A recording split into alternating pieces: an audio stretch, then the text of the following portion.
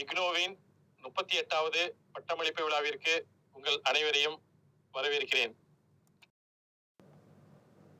Kochi IGNOU பிராந்திய மையத்திலிருந்து வாழ்த்துக்களை தெரிவித்துக் கொள்கிறேன்.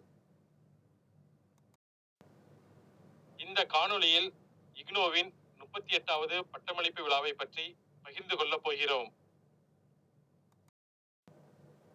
இக்னோவில் நடைபெறும் 38வது பட்டமளிப்பு விழா டிசம்பர் 2023 மற்றும் ஜூன் 2024 தேர்வில் இக்னோவில் வெற்றிகரமாக பாடப்படிப்பு திட்டத்தை முடித்த மாணவர்களுக்கானது ஆகும்.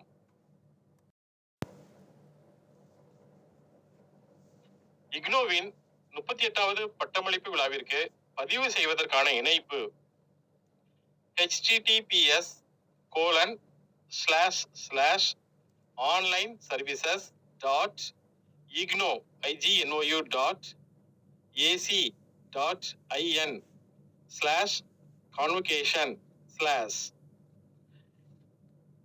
இதில் நீங்கள் கிளிக் செய்து பட்டமளிப்பு விழாவிற்கு நீங்கள் உங்களது வருகையை பதிவு செய்ய வேண்டும். இக்னோவின் 38வது பட்டமளிப்பு விழாவிற்கு விண்ணப்பிக்க கடைசி தேதி பிப்ரவரி 25, 2025 ஆகும். மேலும் இக்னோவின் 38வது பட்டமளிப்பு விழா 2025 மார்ச் 5ஆம் தேதி நடைபெற உள்ளது. டிசம்பர் 2023 மற்றும் ஜூன் 2024 தேர்வில் இக்னோவில் நடைபெற்ற பாடப்படிப்பு திட்டத்தை வெற்றிகரமாக முடித்த மாணவர்களுடன் மற்றும் உங்களுக்கு தெரிந்தவர்களுடன் இந்த வீடியோவை பகிரவும்.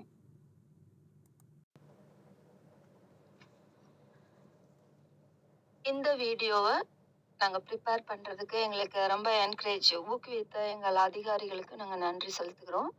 ஸ்ரீ முகமது அன்சார் டெக்னிக்கல் அசிஸ்டன்ஸ் கொடுத்து இந்த நிகழ்ச்சியை எங்களுக்கு ரொம்ப உதவுனாங்க. அதே மாதிரி இதில் வாய்ஸ் கொடுத்தவங்க Shri J Thirumurugan, deputy registrar, regional evaluation centre Kochi. Back office operations எல்லாத்துக்கும் உறுதுணையாக இருந்தது மேடம் ரேஷ்மா சுரேஷ். தமிழ் டிரான்ஸ்லேஷன் நாங்கள் ஃபஸ்ட்டு இங்கிலீஷ் ஸ்கிரிப்ட் ப்ரிப்பேர் பண்ணேன். அதுக்கப்புறம் Tamil translation of the English ஸ்கிரிப்டை கூகுள் டிரான்ஸ்லேட் வச்சு பண்ணோம். அப்புறம் தமிழ் டைப்பிங் ஃபெசிலிட்டியும் கொஞ்சம் தேவைப்பட்டுச்சு. அதை நாங்கள் www.easytype தமிழ் டைப் ரைட்டிங்லேருந்து எடுத்து இதில் நாங்கள் இந்த யூஸ் பண்ணியிருக்கோம். இந்த நிகழ்ச்சி நாங்கள் முடிவுக்கு முன்னாடி ஒரு சின்ன லைஃப் ஸ்கில் ஸ்டோரி நாங்கள் சொல்லிட்டு முடிக்கலான்னு நாங்கள் இருக்கிறோம். ஏன்னா நம்ம என்ன படிக்கிறோன்னு முக்கியம் கிடையாது, நம்ம கடைசியாக சொசைட்டியில் எப்படி வாழ்கிறோம் அப்படின்னு தான். நம்ம இப்போ ஒரு access to the program of study leading to successful completion அதை என்ஜாய் பண்ணிட்டு இருக்கிறது தான் ஒரு கான்வெகேஷனே இல்லையா? அதனால தொடர்ந்து ஆனால் நம்ம கடந்து வந்த பாதையை நம்ம மறக்கவே முடியாது. நம்மளோட பார்வை எப்பொழுதுமே நம்ம எங்க ஸ்டார்ட் பண்ணோம் அப்படின்னு இருக்கணும். ஒரு காட்டுல ஒரு ஆமையும் ஒரு முயலும் இருந்துச்சு. 2 பேருக்கும் எப்பொழுதுமே ஆகாது. ஆனா அதை ரொம்ப வேடிக்கை பார்த்தவங்க மற்றவங்க தான். நம்ம வாழ்க்கையில கூட நம்மளுக்கு யாராவது ஆகாம இருக்கலாம். பட் நம்மள வேடிக்கை பார்க்கறவங்க மற்றவங்க தான். நம்மளுக்கு அதனால ஒரு யூஸும் ஆக போறது இல்லை. ஸோ எல்லாரும் சேர்ந்து இதை தூண்டி விட்டாங்க. இன்னைக்கு உங்க 2 பேருக்கும் ரேஸ் வைக்க போறோம். இது ஒரு சம வழியில தான் வைக்க போறோம் அப்படின்னு. உடனே முயல் ஜெயிச்சிச்சு. அப்ப முயல் ஜெயிச்சதுக்கு அப்புறம் முன்னொரு நாள் எல்லாரும் தூண்டி விட்டாங்க, இன்னைக்கு தண்ணியில தான் ரேஸ் அப்படின்னு. அன்னைக்கு பார்த்தா ஆமை ஜெயிச்சிருச்சு. அப்புறம் இவங்க 2 பேரும் பார்த்தா முகம் கொடுத்து பேச மாட்டாங்க. எல்லாருக்கும் ஒரே வேடிக்கையா இருக்கும். அப்புறம் சில நண்பர்கள் நம்மளுக்கு கூட இருப்பாங்க. நம்மளுக்கு பிடிக்காதவங்கள்ட்ட கூட நம்மள பாதையா இருப்பாங்க, ஒரு பிரிட்ஜா இருப்பாங்க. அது மாதிரி அந்த ஆமைக்கும் அந்த முயலுக்கும் உறுதுணையா சில பேர் இருந்து நீங்க 2 பேரும் ஐக்கியமா இருக்கணும் அப்படின்னு அவங்களுக்கு சொல்லி கொடுத்தாங்க. அப்ப அவங்க சொன்னாங்க, அப்ப நம்ம ஒரு புது ரேஸ் வைக்கலாம். தண்ணியும் இருக்கும், லேண்டும் இருக்கும். எங்கெல்லாம் தண்ணி இருக்குதோ அங்க முயல் சொன்னிச்சு, நான் உன் மேல ஏறிக்கிறேன் ஆமையை பார்த்து.